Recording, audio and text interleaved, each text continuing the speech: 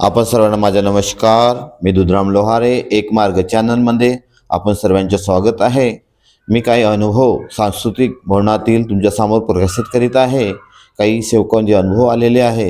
हे अनुभव तुम्हाला चांगले वाटले असेल तर समोरचे अनुभव तुम्ही कमेंट करा आणि समोरचे अनुभव तुमच्यासमोर आम्ही प्रकाशित करत राहू. सर्वांना माझा नमस्कार.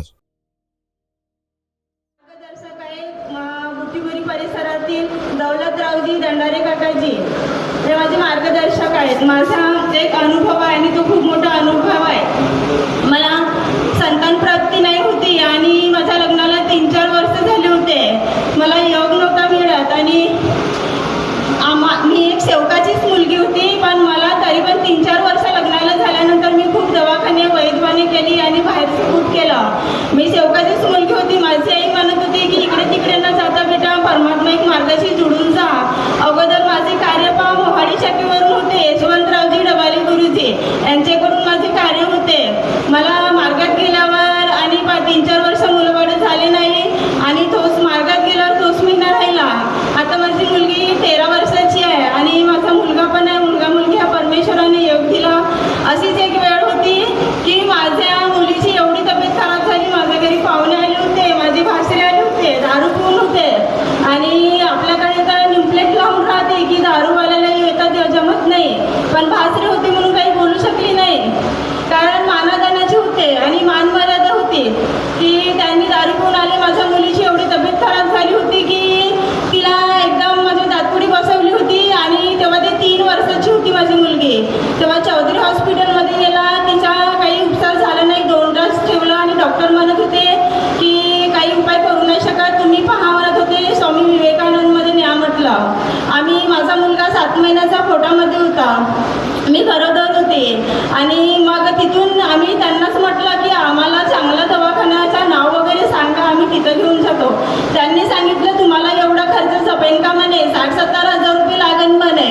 हो म्हटली, तुम्ही नाव सांगा म्हटली दवाखान्याचा. त्यांनी नागपूरला हलवलं, गेटवेलमध्ये न्या म्हणे. मग आम्ही गेटवेलला नेलं. तिथं नेल्यावर त्यांनी म्हटलं की अगोदर 10-20 हजार रुपये भरा, तेव्हाच आम्ही पेशंटला घेतो. माझ्या घरच्यांनी म्हटलं आम्ही तुला 10 नाही 20 नाही 40 हजार देतो, पण पेशंटला घ्या. मग आम्ही माझ्या बाबाला फोन केला. ते पण मार्गदर्शक होते. त्यांनी तीर्थ बनवून सांगितलं आणि त्या तीर्थानं पहा माझी मुलगी डॉक्टरनी म्हणलं आम्हाला म्हणे तुम्ही मुलीला मारत्या म्हणे. पोलीस केस लागली होती आमच्यावर.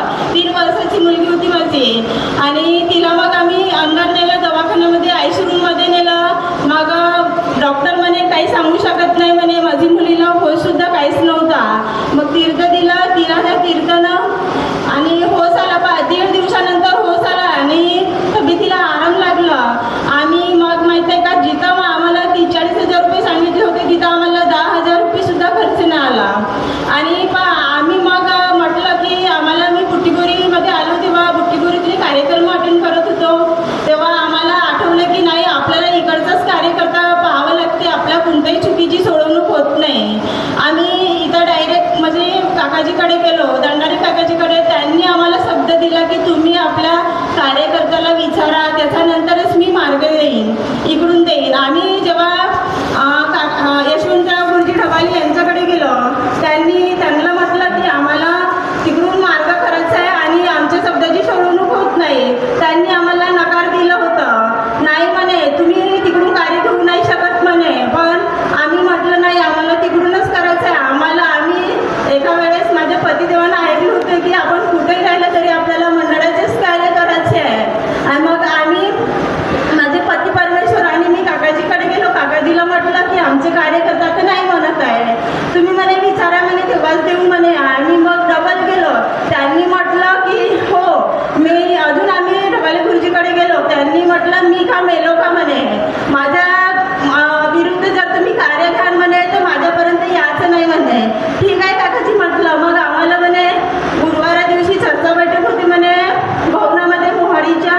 तिथं या म्हणे. तिथं रथाबाई येते म्हणे, बाबा येते म्हणे. बाबासोबत बोलल्याशिवाय म्हणे तुम्हाला मी शब्दाची सोडवणूक करू नाही शकत म्हणे ना कार्य देऊ नाही शकत म्हणे. ठीक आहे म्हटलं. मग आम्हाला ते वेळ पडलीच नाही. आम्ही म्हटलं काकाजी तुम्ही जर नाही म्हणत आहे ठीक आहे म्हटलं, पण आम्हाला तिकडूनच कार्य करायचं आहे म्हटलं. मग ठीक आहे म्हणे, जर काही झालं म्हणे तर माझ्यापर्यंत यायचं नाही म्हणे. हे शब्द आम्हाला डबाले गुरुजीनं दिलं होतं.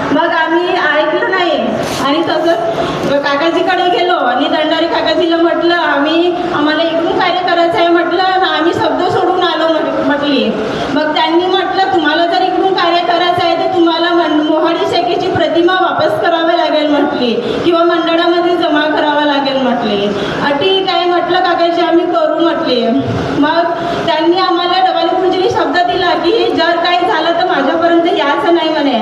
आम्ही ठीक आहे म्हटलं. मग आम्ही काकाजीकडे गेलो आणि काकाजीला म्हटलं आम्ही प्रतिमा वापस करू म्हटलं मंडळामध्ये. त्यांनी आम्हाला ठीक आहे म्हणे साधे कार्य दिले आणि प्रतिमा साईडला ठेवायला लावल्या होत्या. आम्ही साईडला ठेवलो आणि मग साधे कार्याची सुरुवात केली. साधे कार्याची सुरुवात केल्यानंतर त्यांनी आम्हाला शब्द दिला होता बापू म्हणे आता त्याग घडवून घे. पण आमच्या त्या गोष्टीकडे लक्ष नव्हता. माझ्या मुलीची डबल तब्येत खराब झाली होती. मग आम्ही काकाजीकडे गेलो आणि आम्हाला शब्द आठवला की काकाजीनं म्हटलं की तू त्याग घडवून घे बेटा म्हणे. मग आम्हाला 11 दिवसाचा त्याग दिला. पण आमची सोय नाही होती त्यावेळेस त्याग करायची. कारण माझ्या घरी म्हणजे असे रोजीनच जात होते आणि पैसा पाणी पण नाही होता. पण काकाजीच्या शब्दाचा अपमान नाही केला. एका 11 दिवसाच्या जाग्यामध्ये माझ्या पती परमेश्वरांनी 11,000 रुपये कमवून आणले आणि आम्ही त्याग घडवला. आणि आजपर्यंत जे डबल गुरुजीने शब्द दिला होता आमच्याकडे कोणती अशी मोठी चूक म्हणजे दुःख आलं नाही आणि दुःखाला पात्र झालो नाही. आमचा एवढा छोटा परिवार आहे. परमेश्वराने जे परमेश्वराला मागितलं ते दिलं. आज माझी मुलगी आहे आणि कार्याने कार्य आमच्याकडे भगवत कार्य चालू राहिले पाहिजे. परमेश्वर असे योग मागितलं मला मुलगाही दिलं. माझा मुलगा आणि मुलगी आहे. माझा छोटासा परिवार आहे बाबा परमेश्वरा. आणि मला काही धन प्राप्ती नाही पाहिजे. माझे हेच मोठे धन आहे माझे पती परमेश्वर आणि माझ्या मुलाबाळांवर तुमची कृपा अशीच राहू द्या परमेश्वरा. आणि माझ्या बोलण्या चालण्यामध्ये काही चुका झाल्या असेल ते बघून बाबा हनुमानजीला क्षमा मागते. महादेवी बाबा जुंदेजीला क्षमा मागते. वाराणसी आईला क्षमा मागते. आणि इथं बसलेले अध्यक्ष ज्येष्ठ कार्य महान त्यागी बाबा जुंदेव जी को प्रणाम. परमात्माए परमपूज्य परमात्मा एक सेवक मंडळ वर्धमान नगर नागपूरच्या वतीने बाबाच्या आदेशानुसार आजची साप्ताहिक चर्चा बैठक भवनामध्ये सुरू आहे. त्या बैठकीमध्ये भगवान बाबा हनुमानजी उपस्थित आहे. त्यांना माझा प्रणाम. तसेच आमचे सद्गुरू महान त्यागी बाबा जुमदेवजी उपस्थित आहेत. त्यांनासुद्धा माझा प्रणाम. तसेच बाबाला खांद्याला खांदा लावून खेळोपाडी बंडी बैलांनी खाचरांनी एका भगवंताचा प्रचार प्रसार बाबासोबत करणारी आमची माय माऊली वाराणसी आई तिलासुद्धा माझा प्रणाम. तसेच मंचकावर आजच्या चर्चा बैठकीचे अध्यक्ष मंडळाचे अध्यक्ष श्रीमान रवीजी गायधने साहेब, तसेच याच्या चर्चा बैठकीचे अध्यक्ष रविभाऊ गायधने साहेब यांनासुद्धा माझा प्रणाम. तसेच मंचकावर बसलेले मार्गदर्शक आजी माजी संचालक यांनासुद्धा माझा प्रणाम. तसेच सोनकुसरे काकाजी ज्येष्ठ मार्गदर्शक मंडळाचे त्यांनासुद्धा माझा प्रणाम. सेवक सेविका बालगोपाल सगळ्यांना माझा प्रणाम. माझं नाव रमेश राऊत आणि माझा सेवक नंबर आहे 34,048.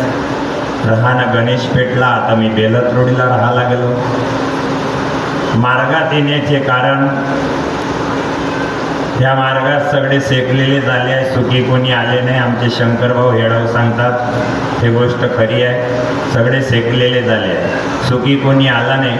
सुखामध्ये या मार्गाची चेष्टा निंदा करतात आणि नंतर तेच लोक या मार्गात येताना आम्ही पाहिले. माझी दुकान बंद झाली होती आणि ते माझ्याच कर्मामुळे झाली होती. कारण त्या दुकानामध्ये मी व्यसन करत होतो आणि जिथं मी पोट भरत होतो तिथंच व्यसन करत होतो, म्हणून माझी दुकान बंद झाली होती. आपण आपल्या कर्मानं चुकतो म्हणूनच आपण कुठंतरी मागं येतो. दुसऱ्याला दोष देण्यात काही अर्थ नाही. तर पहा, माझ्या घरी आईची पूजा होती. मधात 9 वर्ष तिनं देव उचलले नाही आणि मी गुरुजीकडे गेलो. गुरुजीमध्ये म्हणे असं चालत नाही, एका घरी 2 देव चालत नाही. पण गुरुजी म्हटलं माझी इच्छा पूर्णपणे आहे. मी 4 धाम भवन फिरून आलेला आहो, मला कुठंच थारा लागला नाही, पण माझी इच्छा आहे. कारण माझी पत्नी मार्गातली असल्या कारणामुळं ती भगवंताचा धावा घेत होती आणि 7 वर्ष मला या मार्गात येण्याकरता लागले. आणि पहा, भगवंतानी मी कुठं कुठं फिरून आलो, पण मला आराम काही मिळाला नाही. माझी दुकान सुरू होत नव्हती आणि माझं मन काही दुकानात लागत नव्हतं. एक लॉक उघडत होतो, एक लॉक बंद, आणि इच्छा काही होत नव्हती. मग तिकडं ट्रॅव्हल्स लाईनमध्ये गाड्या भरासाठी मी तिकडं जायचं आणि तिकडं व्यसनाचा छंद माझा जास्त वाढला. कुठंतरी मला जागृती झाली की आपल्याला एक मुलगा एक मुलगी आहे, असं केल्यानं आपलं प्रपंच चालणार नाही. मग मी आपल्या घरच्या बाईलाच म्हटलं की हा मार्ग घेण्याकरता कुठं जावं लागते. तर गुरुजीकडे गेलो. गुरुजी म्हणे असं चालत नाही. पण मी इकडे तिकडे गेलो नाही. गुरुजीला म्हटलं मला मार्गात यायचंच आहे, तर करायचं काय, कारण नाही भगवंताचे कार्यक्रम करा म्हणे. पण मी निर्धार पक्का केला मनाचा आणि दुसरीकडे गेलो नाही. मी म्हटलं गुरुजीच आपल्याला कुठंतरी मार्गदर्शन करतील, मार्ग दाखवतील, आपले रस्ते मोकळे होतील. म्हणून मी इकडं तिकडं काही गेलो नाही. कारण मी जेव्हा बाबाची पुस्तक वाचली तेव्हा मला एक अनुभव त्यामध्ये आठवलं. कारण गुरुजीनं मला आडका टेमसनाला पाठवलं. तिथं बाबा येणार आहे म्हणे, मला नका सांगू, तिथं जा आणि तिथं सांगा. तर आडक्या टेमसनाला एका सेवकानं अनुभव सांगितलं होतं. तेव्हा माझ्याजवळ सायकल होती. मी सासऱ्याची लुना घेऊन तिथे गेलो होतो, पती पत्नी दोघे. त्यांनी एक अनुभव सांगितलं होतं. तिथून त्या अनुभवातून मला खूप काही शिकण्यासारखं माझ्या प्रश्नाचं उत्तर मिळालं. त्यांनी सांगितलं की मी पोळ्याच्या दिवशी दारू पेलो, जुवा खेळलो, 12,000 रुपये जिंकलो म्हणे. आणि एका जणानं मला म्हटलं म्हणे की अरे म्हणे तू तर बाबा जुमदेवजीच्या मार्गात आहे आणि तू तर दारूही पेला आणि जुवाही खेळला. तर त्यांनी मीनं म्हटलं म्हणे या बाबा जुमदेवजी काही पाहायला नाही, बाबा अंतर्यामी होते, भगवंत बनले होते बाबा. पण बाबांनी कधी स्वतःला भगवंत मानून घेतले नाही. 6 महिन्यानंतर तो व्यक्ती मागा आला आणि घरचे तांब्या पितळचे भांडे चेपको आपला प्रपंच चालवायला लागला. पहा, 6 महिन्याच्या नंतर त्याला कुठंतरी जागृती आली की मी मार्गात असून मागं कसा. कारण बाबाचे शब्द आहे, मेरा सेवक दुखी और गरीब रहेगा नहीं, यदि रहेगा तो अपने कर्मों से. तो कर्मानं कुठंतरी चुकला होता, नियमानं चुकला होता, म्हणून तो मागं आला. आणि त्यानंतर तो बाबा जुमदेवजीकडं टिमकीला आला आणि बाबाला म्हणू लागला की बाबा मी मागं कसा. 6 महिन्यापासून मी घरचे भांडे चेपको मी विकत आहो आणि आपला प्रपंच चालवत आहो. तर पहा, बाबांनी म्हटलं म्हणजे तू कुठंतरी चुकला असेल. बाबा आठवत नाही म्हणे. बाबांनी म्हटलं की मी मदत करतो तुला आठवण करण्यात. म्हणे पोळ्याच्या पाडव्याला तू जुवा खेळला, दारू पेला, 12,000 रुपये जिंकला. एका जणानं तुला म्हटलं तर तू का म्हणत होता म्हणे की बाबा जुमदेवजी काही पाहायला येत नाही. तर पहा, तेव्हा म्हणे बाबा मला आठवलं. तर म्हणे असे सेवक मला नाही पाहिजे म्हणे. बाबा मार्गाची बदनामी होते. पहा, त्याच्या तोंडून ऐकलेला अनुभव मी सांगत आणि तिथूनच मला खूप काही शिकायला मिळालं. तर त्या दिवशी दौरा होता म्हणे बाहेरगावचा आणि 20-25 सेवक बाबाच्या इथं होते. आणि त्यांनी 2 तास बाबाचा पिच्छा नाही सोडला. 2 तास बाबाचा पिच्छा नाही सोडला. बाबाला माफी मागत होता. शेवटी सेवकांनी म्हटलं बाबाला, बाबा म्हणे 2 तासापासून तो तुमच्या मागं फिरत आहे, तर त्याला माफी देऊन द्या बाबा म्हणे. तर म्हणे मी याला माफ करणार नाही, जर हा आपल्या रक्तानं मला माफीनामा लिहून देईल तरच मी याला माफ करेन, अन्यथा नाही. तो सेवक बी मोठा जिद्दी होता, त्यांनी ब्लेडनं हात कापला आणि आपल्या रक्तानं माफीनामा लिहून दिला. पहा किती ध्येयवान होता तो. तर त्यांनी सांगितलं की मी बाबाला, आणि बाबाने हेही म्हटलंय की सेवकच सेवक को छुडाता है, म्हणून बाबाला सेवकांनी विनंती केली की बाबा तो 2 तासापासून तुमचा मागं फिरत आहे तर त्याला माफी देऊन द्या.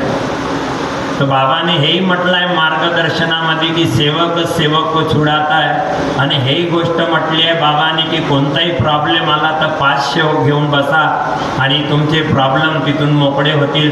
कारण हे बाबाचे शब्द आहे, बाबाचे शब्द खाली नाही आहे. बाबानं स्वतः म्हटलं आहे की मेरे शब्द खाली नाही जाएंगे, आणि खरंच नाही जाणार.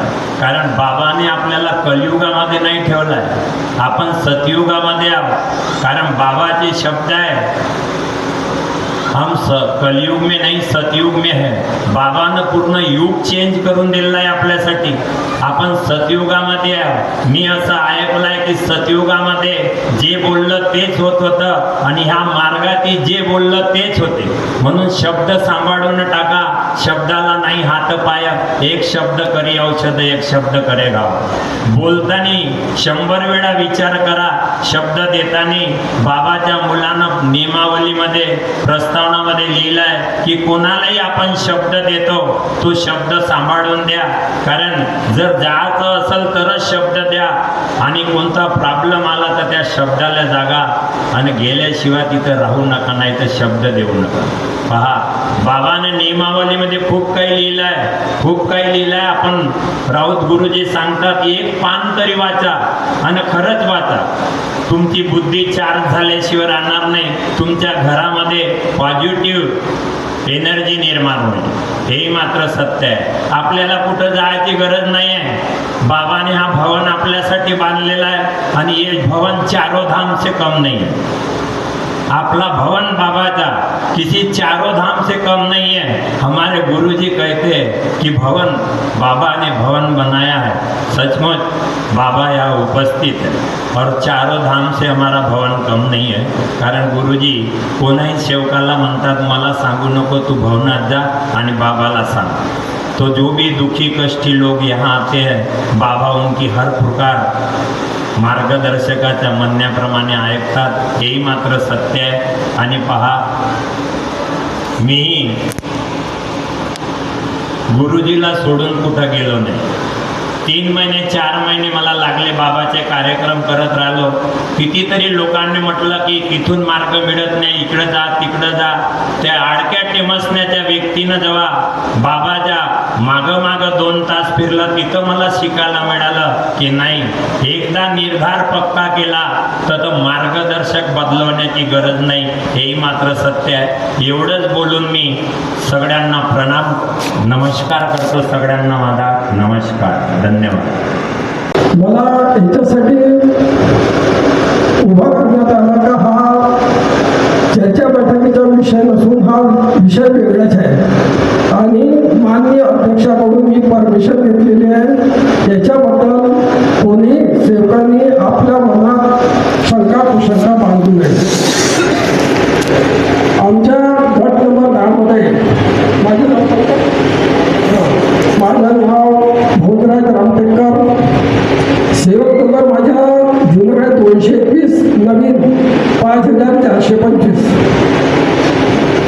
आमच्या गट नंबर 10 मध्ये हुडकेश्वर परिसरातील 15वाडी चर्चा बैठक, मागच्या 15वाडी चर्चा बैठक होत असते, आणि मागच्या 4 मार्च 2026ला साप्ताहिक चर्चा बैठकीमध्ये 15वाडी चर्चा बैठकीमध्ये श्रीमान राजूजी सोनवणे, गोविंदराव सोनवणेचं दान भाऊ यांच्याकडे मला अध्यक्षपद देण्यात आलं, आणि त्या अध्यक्षपदाच्या ह्याच्यात मी पूर्ण सोनवणे परिवाराला मार्गदर्शन करण्याकरता सांगितलं. प्रश्न असा पडला की गोविंदरावजी सोनवणे 4 जानेवारीला पॅरालिसिसचा अटॅक आला, आणि तेव्हापासून त्यांची परिस्थिती म्हणजे कंडिशन नाजूक होती. आणि त्या चर्चा बैठकीत गोविंदराव सोनवणेच्या मुलांनी प्रश्न असा टाकला का मी मंडळात गेलो होतो आणि माननीय अध्यक्षांनी मला मार्गदर्शन करण्याचा अधिकार दिला. खोटं किती बी सांगा हे जास्त दिवस लपत नाही. आणि 8 मार्च 2026 मागच्या महिन्याला माळगाव पेठमध्ये गट नंबर 6ची सेवक संमेलन झालं आणि त्या सेवक संमेलनामध्ये मी अध्यक्ष साहेबांशी बोललो का बा गोविंदराव सोनवणेच्या मुलाला तुम्ही मार्गदर्शक असा अधिकार दिला आहे का. म्हणजे याच्याबद्दल काही बोलणं झालं. मंडळात आले होते आणि त्यांनी शब्द दिला की का मी म्हटलं होते का बा त्यांना की तुझ्या गटात आणखीन कोणी मार्गदर्शक आहे का. तर त्यांनी हो किंवा नाही म्हटलं नाही. आणि त्यांनी बी असा प्रश्न मांडला का अगर तुम्ही करायचे असेल तर तुम्ही चर्चा बैठकीमध्ये 1-2 सेवकाचं नाव सांगा आणि त्याच्यात हा विषय करा. आणि त्यांनी 100च्या बाबतीत जे सेवक आहे त्या याच्यात तो एकदम खोटा बोलला. आणि ही परिस्थिती 8 मार्च 2026 झाली. आणि खोटा तर बोलला पण मी प्रश्न केला का बा आपण सर्व्हिस करतो, आपण कंपनीमध्ये काम करतो, एखादी आपली तब्येत वगैरे खराब झाली तर आपण आपल्या मुलाला का पत्नीला पाठवतो का. त्याच्यावर कोणाकडे उत्तर नाही. आणि बाबाच्या ह्यातीमध्ये मी बाबा ज्यावेळेस महाराष्ट्राच्या दौऱ्यात जात होते, एक हप्ता बाहेर राहत होते, त्यांचे भाऊ सुद्धा मार्गदर्शक देत नव्हते कारण आपल्या कुटुंबाला त्यांनी कोणत्याही प्रकारचं मार्गदर्शन करण्याचा अधिकार नाही. आणि म्हटलं हा मार्गदर्शकाने कसं काय केलं म्हणजे मी हा शब्द दिला नाही. तो विषय तिथं संपला आणि ते त्याच्या समाप्ती झाला. आता दुसरा महत्त्वाचा मुद्दा म्हणजे 2023, 24, 25 आपलं सेवक संमेलन होते आणि त्या सेवक संमेलनामध्ये जी उर्वरित जयंतीच्या कार्यक्रमात उर्वरित रक्कम मंडळात जमा करण्याचे आहे आणि हे पहिल्यापासून चालत आहे. मला 1 रुपया तरी शिल्लक असो मंडळात जमा करण्याचा तो आदेश आहे. पण आमच्या गटातले जे मार्गदर्शक आहे 2023, 2024, 2025 यांनी हिशोब दिला नाही आणि अनऑथराईज फिक्स डिपॉझिट दिलेलं आहे. ज्यावेळेस माझ्या बोलणं झालं का बा ह्या वर्षी तुम्ही वर्गाने न घेता तुम्ही जयंतीच्या कार्यक्रमात चांगलं करू शकता. त्यावर ज्या मी सेवकाकडे फिक्स डिपॉझिट केला त्यांनी म्हटलं सांगा आम्हाला किती अमाऊंट आहे. त्यांनी उडीची उत्तरं दिली आणि त्यांच्या हातावरचा सेवक असल्यामुळे तो त्याला नाही सांगू शकला आणि मार्गदर्शक म्हणजे दोघांचं काय आहे काही नाही. माझा एकच उद्देश आहे की परमपूजा परमात्मा एक सेवक ही ऑथराईज संस्था आहे आणि या ऑथराईज संस्थेमध्ये कोणताही डमी अकाउंट फेक अकाउंट उघडून सेवकाची दिशाभूल करून ते पैसा हडप करण्याचा अधिकार नाही. आणि मग त्याला माहीत पडलं काही 5 लाखाच्या जवळपास फिक्स डिपॉझिट आहे. पण माझ्या मताप्रमाणे 5 लाख नाही 8 लाखाच्या वरती ती अमाऊंट आहे. म्हणजे एवढा मोठा घोटाळा आमच्या गट नंबर 10मध्ये चालू आहे. आणि मी त्यांना म्हटलं का बा तुम्ही अगर नाही हे करत असाल तर तुम्ही ग्रुपमध्ये टाका, सगळ्याला माहीत करा. पण याच्याबद्दल मी त्या सेवकांनी केलं नाही. आणि तो हिशोब आज आपण पाहतो कोणत्याही गटात कार्यक्रम होते 8 किंवा 15 दिवसात तो हिशोब फायनल होते. आमचे मार्गदर्शक माझे मार्गदर्शक नाही आहे. माझे मार्गदर्शक गगनाचे दुसरे आहे आणि त्यांना मी मार्गदर्शक आजपर्यंत केलेलं आहे. आणि 2 महिन्याचा हिशोब 2 महिन्यानंतर देते. अगर मी त्यांना एक वेळा असं बी म्हटलं का बा तुम्ही 2-2 महिने हिशोब देत नाही आणि 2 महिने कसा का पैशाचा अफार होऊन राहिला. म्हणजे तुम्ही एकदा ते पैसे त्यांच्या फर्निचरच्या व्यवसायात हे त्यांचे पैसे गुंतवतात आणि तिथून प्रॉफिट होऊन मग तुम्ही FDR करता. माझी मंडळाच्या अध्यक्षाला आणि मंडळाची विनंती आहे की त्यांची चौकशी करा. हा पैसा कोणत्या वेळेस जमा झाला, किती अमाऊंट आहे, काय आहे आणि जो फेक अकाउंट उघडलं त्याला त्याच्यावर बी कारवाई आहे. कोणत्या नावाने अकाउंट उघडलेलं आहे आणि कोणाच्याच आहे याची चौकशी करा. आणि चौकशी तर करा. अगर मला डाऊट आला तर मलाही बोलवा. मी त्याच्यातलं मी ऑडिटमध्ये मी आपलं योगदान देईल आणि हे प्रकरण जितक्या लवकरात लवकर होईल तितकं उघडकीस आणा. अगर तुम्ही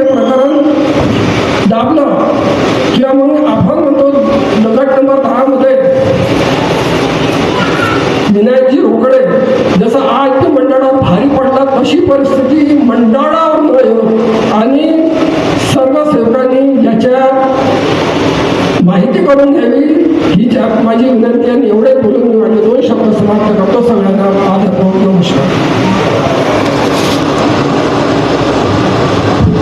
धन्यवाद.